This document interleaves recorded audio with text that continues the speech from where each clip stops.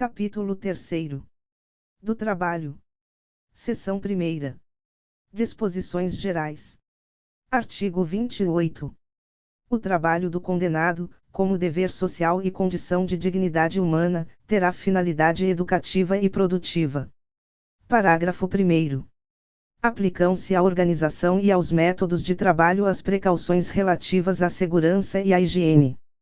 Parágrafo 2º. O trabalho do preso não está sujeito ao regime da Consolidação das Leis do Trabalho. Artigo 29. O trabalho do preso será remunerado, mediante prévia tabela, não podendo ser inferior a 3/4 do salário mínimo. Parágrafo 1º. O produto da remuneração pelo trabalho deverá atender à indenização dos danos causados pelo crime, desde que determinados judicialmente e não reparados por outros meios. À assistência à família. A pequenas despesas pessoais. Ao ressarcimento ao Estado das despesas realizadas com a manutenção do condenado, em proporção a ser fixada e sem prejuízo da destinação prevista nas letras anteriores. Parágrafo 2º. Ressalvadas outras aplicações legais, será depositada a parte restante para a constituição do pecúlio, em caderneta de poupança, que será entregue ao condenado quando posto em liberdade. Art.igo 30. As tarefas executadas como prestação de serviço à comunidade não serão remuneradas. Seção 2ª. Do trabalho interno. Artigo 31. O condenado à pena privativa de liberdade está obrigado ao trabalho na medida de suas aptidões e capacidade. Parágrafo único. Para o preso provisório, o trabalho não é obrigatório e só poderá ser executado no interior do estabelecimento. Artigo 32. Na atribuição do trabalho deverão ser levadas em conta a habilitação, a condição pessoal e as necessidades futuras do preso, bem como as oportunidades oferecidas pelo mercado. Parágrafo 1º. Deverá ser limitado, tanto quanto possível, o artesanato sem expressão econômica, salvo nas regiões de turismo. Parágrafo 2º. Os maiores de 60 anos poderão solicitar ocupação adequada à sua idade. Parágrafo 3º. Os doentes ou deficientes físicos somente exercerão atividades apropriadas ao seu estado. Artigo 33. A jornada normal de trabalho não será inferior a 6, nem superior a 8 horas, com descanso nos domingos e feriados. Parágrafo único. Poderá ser atribuído horário especial de trabalho aos presos designados para os serviços de conservação e manutenção do estabelecimento penal. Artigo 34. O trabalho poderá ser gerenciado por fundação, ou empresa pública, com autonomia administrativa, e terá por objetivo a formação profissional do condenado. Parágrafo 1º. Nessa hipótese, incumbirá à entidade gerenciadora promover e supervisionar a produção, com critérios e métodos empresariais, encarregar-se de sua comercialização, bem como suportar despesas, inclusive pagamento de remuneração adequada. Parágrafo 2º. Os governos federal, estadual e municipal poderão celebrar convênio com a iniciativa privada, para a implantação de oficinas de trabalho referentes a setores de apoio dos presídios. Artigo 35. Os órgãos da administração direta ou indireta da União, Estados, Territórios, Distrito Federal e dos municípios adquirirão, com dispensa de concorrência pública, os bens ou produtos do trabalho prisional, sempre que não for possível ou recomendável realizar-se a venda a particulares. Parágrafo único. Todas as importâncias arrecadadas com as vendas reverterão em favor da fundação ou empresa pública a que alude o artigo anterior ou, na sua falta, do estabelecimento penal. Seção 3ª. Do trabalho externo. Artigo 36. O trabalho externo será admissível para os presos em regime fechado somente em serviço ou obras públicas realizadas por órgãos da administração direta ou indireta, ou entidades privadas, desde que tomadas as cautelas contra a fuga e em favor da disciplina. Parágrafo 1º. O limite máximo do número de presos será de 10% do total de empregados na obra. Parágrafo 2º. caberá ao órgão da administração, à entidade ou à empresa empreiteira a remuneração desse trabalho. Parágrafo 3º. A prestação de trabalho à entidade privada depende do consentimento expresso do preso. Artigo 37. A prestação de trabalho externo, a ser autorizada pela direção do estabelecimento, dependerá de aptidão, disciplina e responsabilidade, além do cumprimento mínimo de um sexto, da pena. Parágrafo único.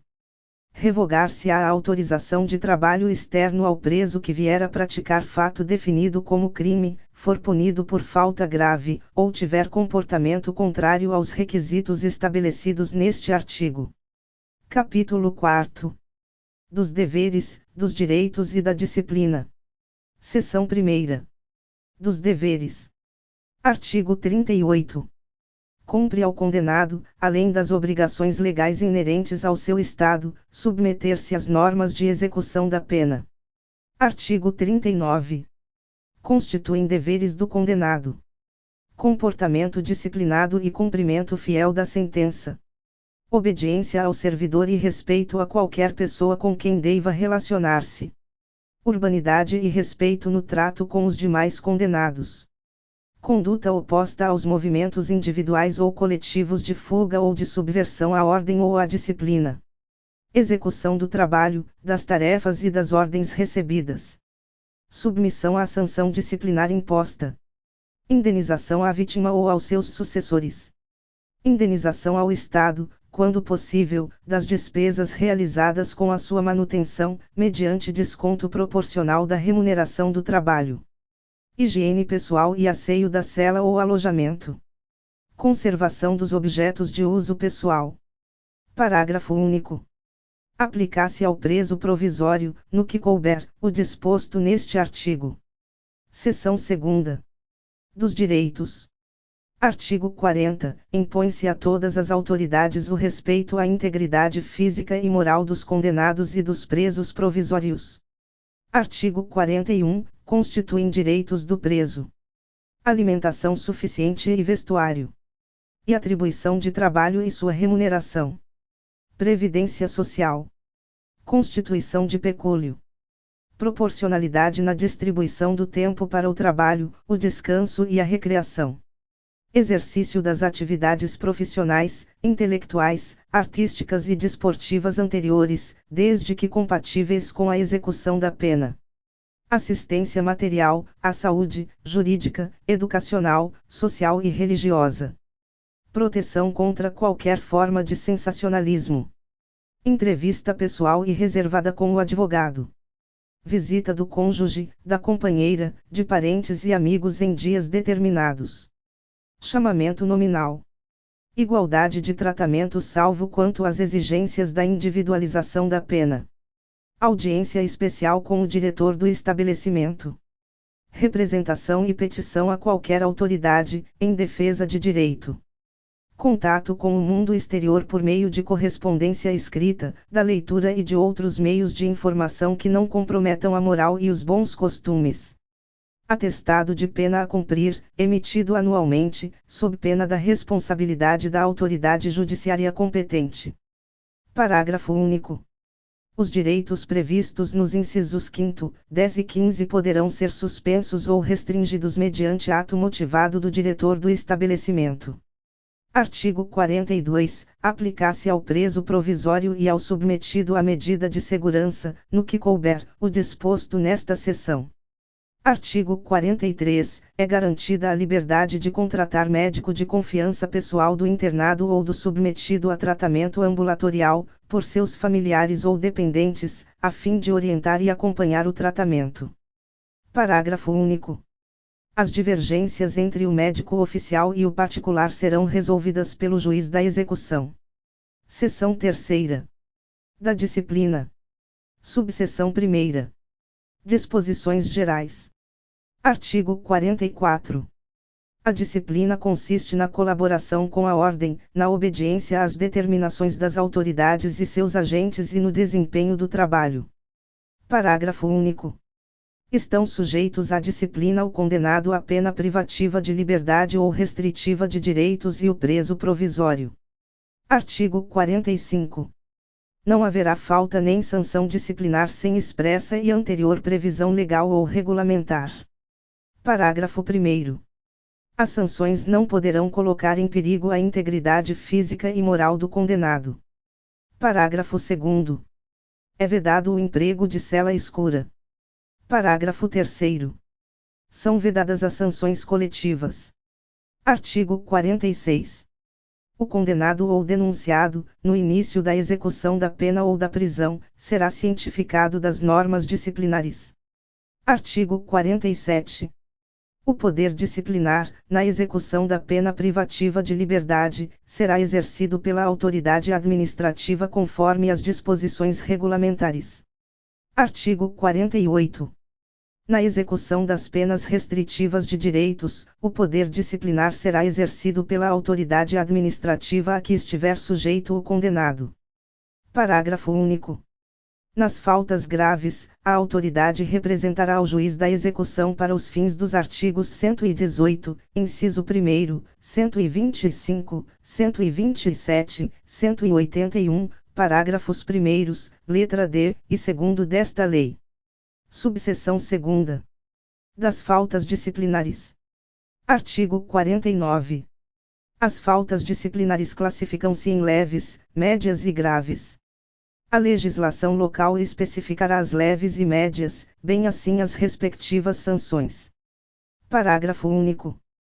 Pune-se a tentativa com a sanção correspondente à falta consumada.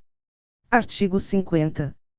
Comete falta grave o condenado à pena privativa de liberdade que incitar ou participar de movimento para subverter a ordem ou a disciplina, fugir, possuir, indevidamente, instrumento capaz de ofender a integridade física de outrem, provocar acidente de trabalho, descumprir, no regime aberto, as condições impostas, inobservar os deveres previstos nos incisos 2º e 5º, do artigo 39, desta lei.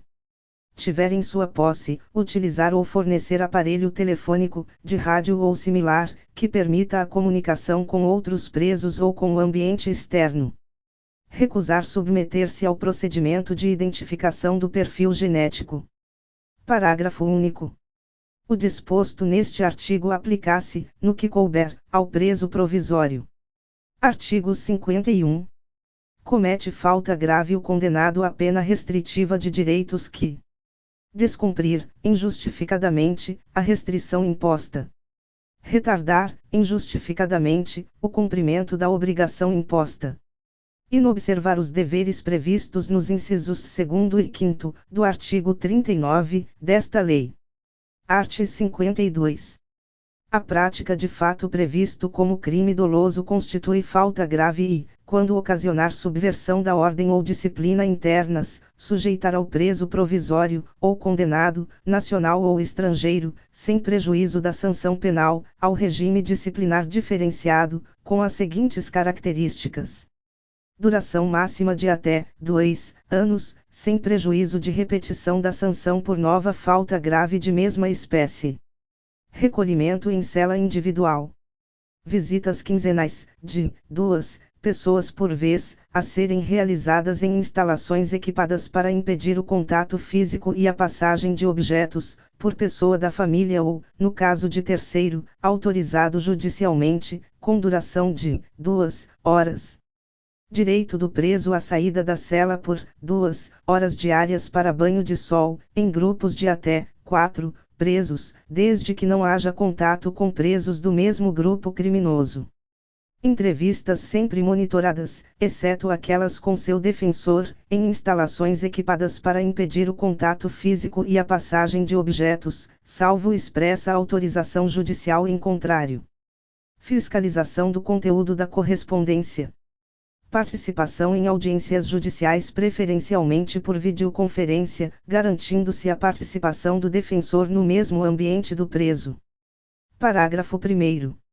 O regime disciplinar diferenciado também será aplicado aos presos provisórios ou condenados, nacionais ou estrangeiros, que apresentem alto risco para a ordem e a segurança do estabelecimento penal ou da sociedade. sob os quais recaiam fundadas suspeitas de envolvimento ou participação, a qualquer título, em organização criminosa, associação criminosa ou milícia privada, independentemente da prática de falta grave. Parágrafo 2º. Revogado. Parágrafo 3º.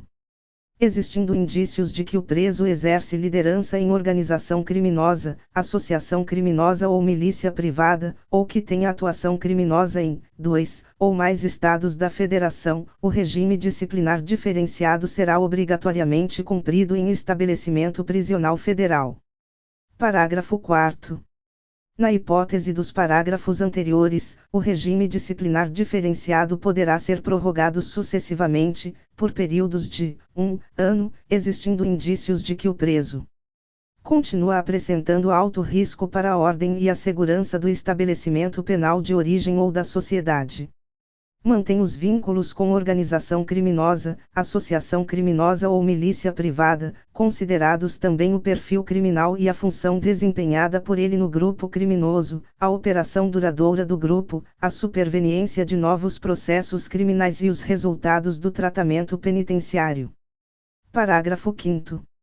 Na hipótese prevista no parágrafo 3º deste artigo, o regime disciplinar diferenciado deverá contar com alta segurança interna e externa, principalmente no que diz respeito à necessidade de se evitar contato do preso com membros de sua organização criminosa, associação criminosa ou milícia privada, ou de grupos rivais. Parágrafo 6º. A visita de que trata o inciso 3º do caput deste artigo será gravada em sistema de áudio ou de áudio e vídeo e, com autorização judicial, fiscalizada por agente penitenciário. Parágrafo 7º. Após os primeiros 6 meses de regime disciplinar diferenciado, o preso que não receber a visita de que trata o inciso 3º do caput deste artigo poderá, após prévio agendamento, ter contato telefônico, que será gravado, com uma pessoa da família, 2 vezes por mês e por 10 minutos. Subseção 3ª. Das sanções e das recompensas. Artigo 53. Constituem sanções disciplinares: advertência verbal, repreensão, suspensão ou restrição de direitos, artigo 41, parágrafo único. Isolamento na própria cela, ou em local adequado, nos estabelecimentos que possuam alojamento coletivo, observado o disposto no artigo 88 desta lei. Inclusão no regime disciplinar diferenciado. Artigo 54. As sanções dos incisos 1º a 4º do artigo 53 serão aplicadas por ato motivado do diretor do estabelecimento e a do inciso 5º, por prévio e fundamentado despacho do juiz competente. Parágrafo 1º. A autorização para a inclusão do preso em regime disciplinar dependerá de requerimento circunstanciado elaborado pelo diretor do estabelecimento ou outra autoridade administrativa. Parágrafo 2º.